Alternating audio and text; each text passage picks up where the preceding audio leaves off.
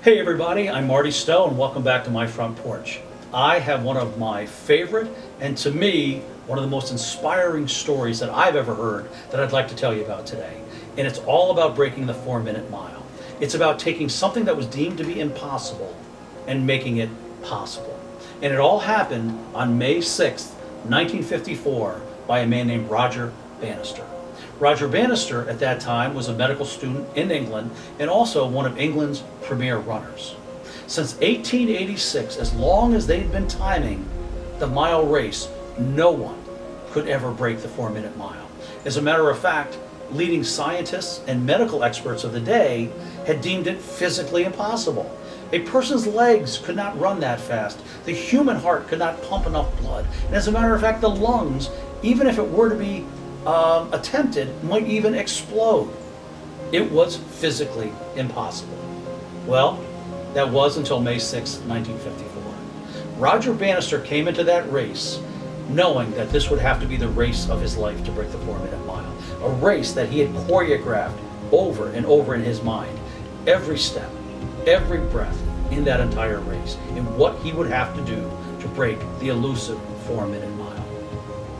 May 6, 1954 was a very cold and windy and rainy day in England. The gun went off and Roger Bannister raced the race of his life, just as he had practiced in his mind.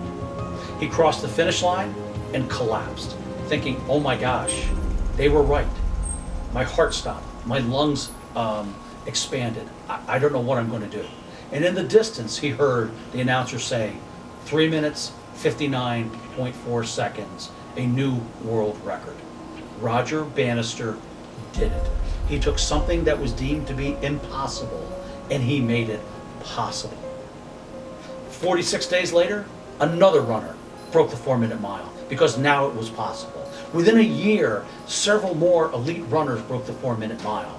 Now, a top high school runner can break the 4-minute mile. All because Roger Bannister took something that was deemed to be impossible for almost a century and he made it possible. So what do we learn from Roger Bannister in the breaking of the 4-minute mile? It's all about what gets in our way. It's not physical limitations. It's not environmental limitations.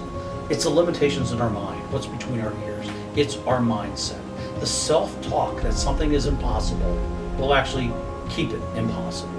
The moment that you decide that something is no longer impossible, you've paved the way to make it possible. You are almost there.